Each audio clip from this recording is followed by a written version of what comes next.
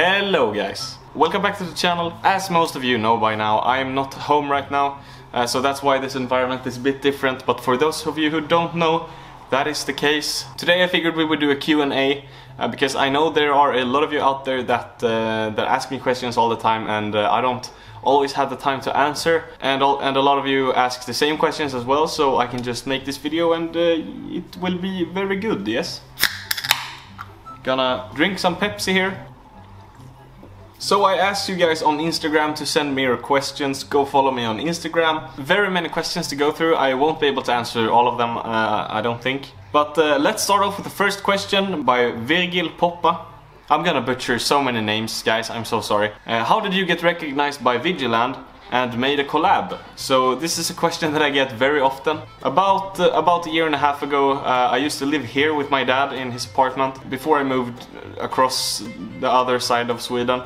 Basically, I finished a song, and as I was exporting the song, I went onto Instagram and Vigiland had uploaded a story.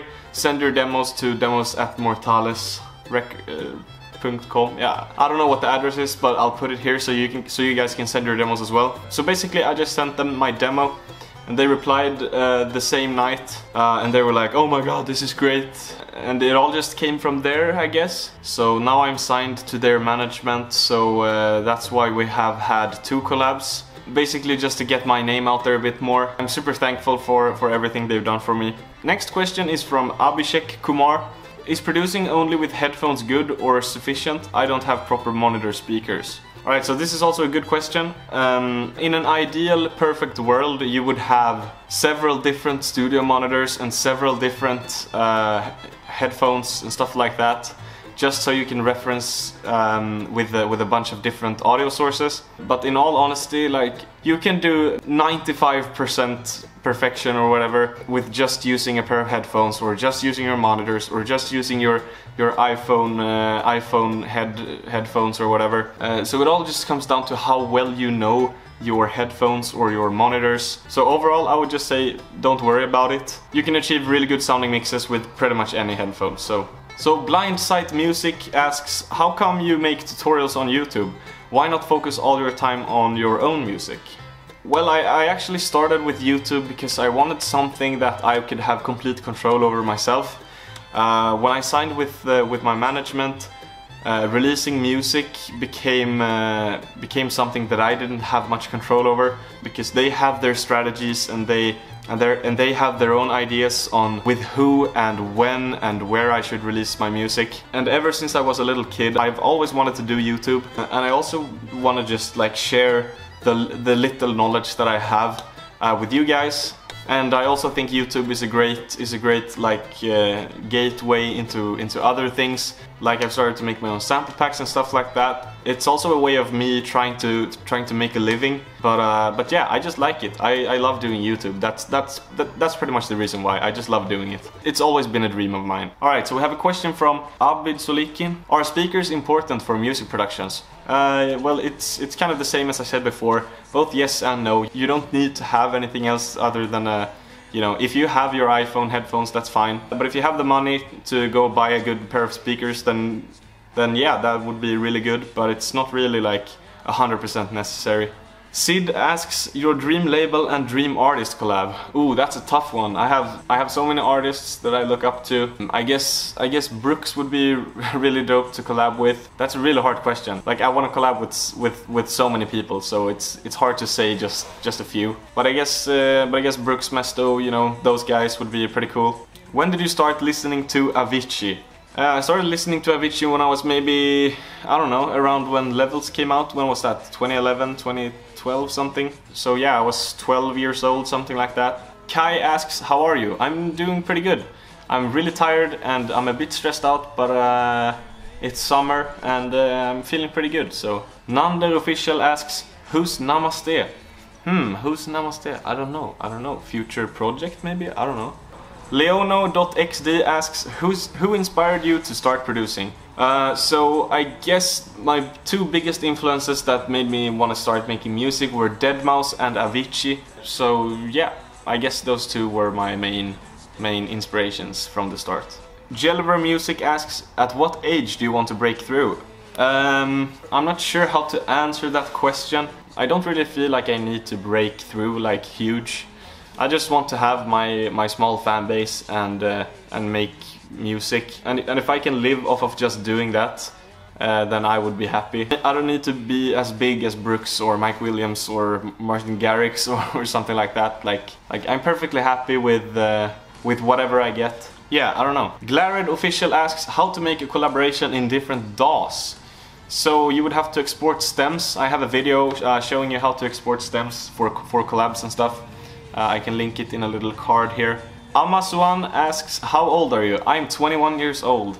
I was born in 1999. And Shiny Boy asks, when is your birthday? My birthday is May 28th. And Shiny Boy also asks, can you do a video on ear candy? Yes, that is definitely an interesting topic. I will definitely do that. DJ Matt asks, how did you get into music?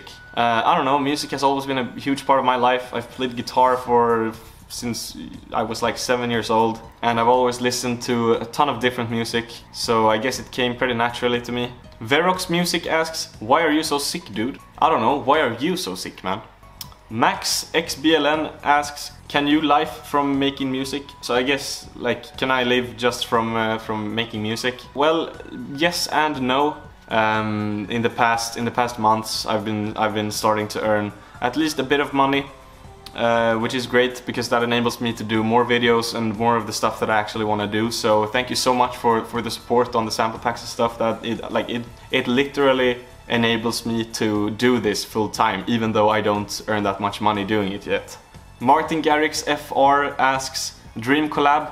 Well, like I said, I don't really know. Martin Garrix would be pretty cool. Erik Berchi asks, what music do you actually listen to?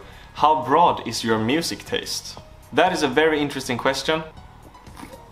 So my music taste is all over the place. When I was little, I used to listen to a lot of like hard rock and stuff like that. A lot of like, I don't know what the genre is called, but like Bullet for My Valentine, Dead by April, like really hard rock. I've also listened to a ton of like punk and hip hop, and then as I grew a little older I started getting into a bit more EDM, progressive house when that was at its peak in like 2012, 2013 and so on.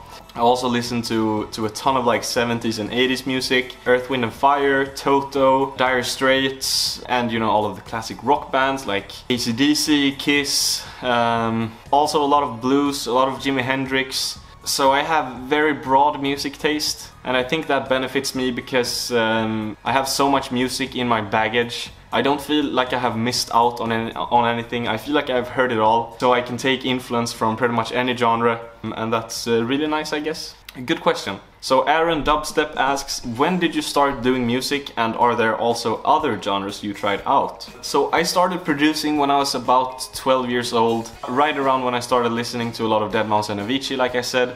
I basically just figured, how hard can it be? Turns out it's pretty hard. At least back then, and when you're starting out and you have no idea like what samples to use. There wasn't any like Cashmere packs, Splice wasn't a thing, so everyone was using like Vengeance sample packs, because that was the only thing that was around back then pretty much, at least that I know of. And I used a lot of like just Nexus presets and some stock plugins. So in regards to other genres, yeah, I mean I have produced a ton of different genres. I've done some hip hop, some trap, some future bass, future house and progressive house obviously. I made a video a while back where I made like some German fusion techno hybrid, I don't know what it was. I like just having fun pretty much. I love producing different genres. I am Rasa asks, when did you start music production and YouTube? So like I said, I started music production back in like 2011, 2012, and I started with YouTube for real just at the beginning of this year, I guess. I slowly started getting comfortable and finding, you know, what I wanted to do with the channel throughout January and February. And then in March, April, the channel started growing slowly, and now we're at 3,200 subscribers, which is very nice. Addemannen asks, is it possible to sweat gin? I actually don't know, it probably is. Matti Garcia asks, biggest inspiration? Avicii for sure. I guess the reasons why is because he made his own music. He developed so much during the years, and he just made music that felt true to himself, and that is, I think, the biggest, most genuine thing you can do nowadays, with the music industry being so focused on money and stuff like that. Avicii just made whatever he wanted, and people loved that. And he's also from Sweden, so it feels kind of like, it feels very special to me and a lot of other Swedish producers, I think. Amiskovsky asks favorite free plugins. I guess OTT definitely is a favorite free plugin. It's a great multi-band compressor that a lot of people use. And Labs is also another one. I have an older video with like my top 3 plugins. You can go check it out. I will link it somewhere here. Barrel Bard asks, do you have any pets? No. When I was little we used to have a cat. We had several cats actually, but they all died. But I really want to get a dog. I've always wanted a dog my entire life. So me and my girlfriend will probably get a dog within a year or 2, hopefully. Mike Korchia asks, hi MHA, how did you learn to use FL Studio and when did you start? So like I said, I started like back in 2012, somewhere around there. And I learned just from watching YouTube and a lot of just making music. There's no better way of learning how to do something than just doing it. I think the hardest thing for beginner producers is knowing what samples to use and stuff like that. So definitely just watch a lot of YouTube tutorials. Try to remake songs that already exists, because then you will hear a reference and you can begin to understand like how to use EQs and compressors and stuff like that. Nope, not Zach. Asks, is there a reason you don't use Serum in your projects? I see you have it in your plugins window. Mostly because I've always just used Sylenth, and Serum is a bit intimidating for me. But lately I've started using it a bit more, and my friend Nander, we had a little Serum conference call the other day. He showed me around the plugin a bit more, and it is so damn powerful that I have to start using it now. It's 2020 and Serum is the #1 VST like of all time. There is nothing that is up to par with Serum. So I'm definitely gonna be starting using that a lot more. Charlie Mansell asks, what is your best tip for learning sound design? PS, I love your music. Thank you, man. Well, my best tips for learning sound design is, I guess, to try and just recreate sounds that you hear. Most sounds are just some variation of the basic wave shapes. Hard question to answer, but I would say just try to recreate sounds that are in your favorite songs. Orange Purple YT asks, have you ever got a booking?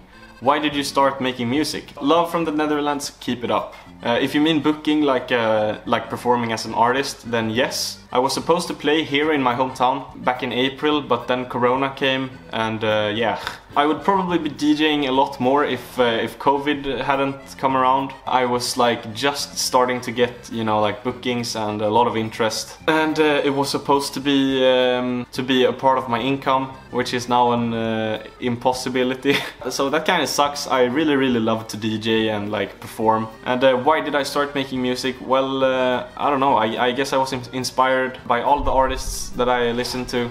And I've always been like a creative person. Like I said before, I've played the guitar and I've played a bit of piano and drums and stuff as well. It came kind of naturally to me. I just wanted to have that creative outlet, I guess. Brian Ver asks, which setup do you use? So my setup is basically my desktop PC, which is it has an Intel i7 something processor, 32 gigs of RAM and a GTX 1070. I think it's a very good computer. It's able to handle a lot of stuff. So and then I have my Line 6 UX1 audio interface, and then I have a pair of Yamaha Edge S5s that I can't really use in my little closet now. And then I also have my Beyerdynamic DT770 Pros. And now that I'm traveling, I have my little Razer Blade Stealth laptop.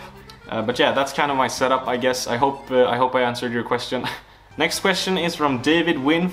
Do you still have that feeling of demotivation when you hear others' music is better? I wouldn't really say it's demotivating. I just think everyone can always learn something new. Like if I listen to Ellis, for example, and I'm like, damn, that's a super clean mix. It just makes me happy to hear that. Like, it doesn't demotivate me. It just brings me joy that someone can create such a clean mix, you know. And it also gives me confirmation that I have a lot of stuff to learn, which is only a good thing. Because once you stop learning, you stop living, I guess. But yeah, that's gonna be it for this little Q&A. I'm gonna try and head back to Gothenburg for a few days in a couple of weeks, just so I can film a couple of more regular videos for you guys. And thank you so much to everyone who watched my vlog and enjoyed it, even though that's not the content that they subscribed for. I really appreciate that. If you have any ideas on what you want me to make in the future, leave a comment down below and I'll be sure to check out your suggestions. Alright, have a great week and I will see you on Friday. Bye bye.